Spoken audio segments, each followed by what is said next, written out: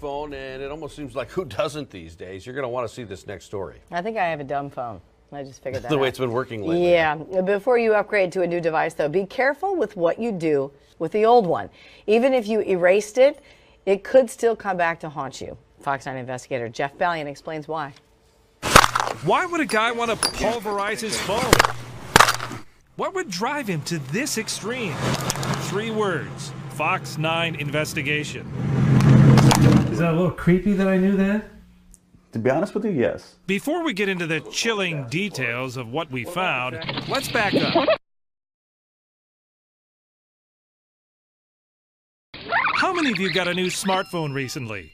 What are you planning to do with the old one before you sell it or toss it in the recycle bin? Yeah, I just went through and deleted a lot of stuff that I thought might be embarrassing or, you know. Removing personal data is the smart thing to do. You wouldn't want passwords and other secrets falling into the wrong hands. So I have a phone, and it's got a feature on it that says delete, erase everything, and I do that.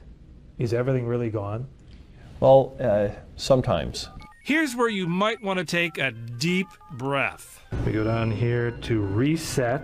Delete doesn't always mean delete. All of that data may be subject to recovery. Mark Lanterman is a whiz at drilling into phones and striking pay dirt. The phone numbers are here for... Police, the FBI, corporations all come to him when they need a phone mined for evidence. Samsung Galaxy.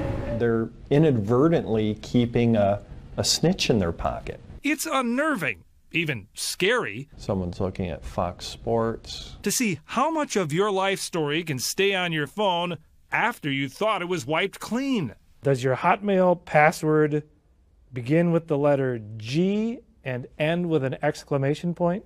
Yes, it does. Seth Gow works for Fox 9. He's one of 6 volunteers who handed over their old smartphones to the Fox 9 investigators. We brought the devices to Lanterman's lab. It's a bit of a mystery for me to solve. It didn't take his forensic experts long. All of his Twitter information. To find lots of interesting Facebook credentials. Stuff. I have someone's voicemail account that I can get into. Downright alarming, in fact. I know where that phone has been every minute of every day for months. Ooh, this one's talking to me. One of our test phones is from a friend of a Fox 9 employee. It was erased before we got our hands on it. I've never met the owner, know nothing about him, not even his name. There's some good intelligence to be had here. But Lanterman is able to scrape together some clues that will help us learn more about our mystery phone donor. I have 2 photographs taken in this house, in the southwest corner of the house. He recovers pictures that had been deleted. They help lead us to a house in the North Metro. This phone is telling us that this is home. Hello. You and I have never met before? Correct. I've never been in your house? No. But thanks to his phone, I feel like I already know my way around. So in your kitchen, you have a stainless steel sink. Yes. Do you have a spray handle that's white? Yes. In your bathroom. I could even tell him the color of the tile in the bathroom. Not every day somebody knows what color your bathroom floor is. And now, for the really creepy part. Now, I've never met your family. Correct. But you have 2 children. Okay. You have a boy and a girl? Yes. The boy is older than the girl? Yes. They both have blonde hair? Yes. I know all of this because we have videos. Here's your daughter playing with her toys in this room. Wow. We also have photos which have GPS locators embedded in them. So by plugging in those coordinates into Google Earth, we now have an image of where you live. That's kind of scary. And this was all on a phone that you thought had been wiped clean. Kind of almost leaves you speechless as to what if this were to fall in the wrong hands? What are you going to do now? I want to destroy it. He wasn't kidding. The good news is it took a computer forensics expert to mine all that data from Kyle Cassidy's phone. The bad news...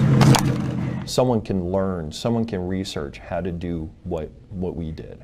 Of the 6 phones Lanterman drilled into for us, 3 had some data he could recover. He says you just never know by make or model which ones will truly delete information and which ones won't. My advice would be not to donate and not to sell mobile devices. Period. Period. Well, let me tell you about some other things that we found. Your social security number. Okay, now that's even more alarming. Because Our coworker Seth Gao was going to recycle his old phone, but now he has other plans. I'm gonna smash my old phone with a sledgehammer. It's the safest way to make sure your information doesn't get in the wrong hands.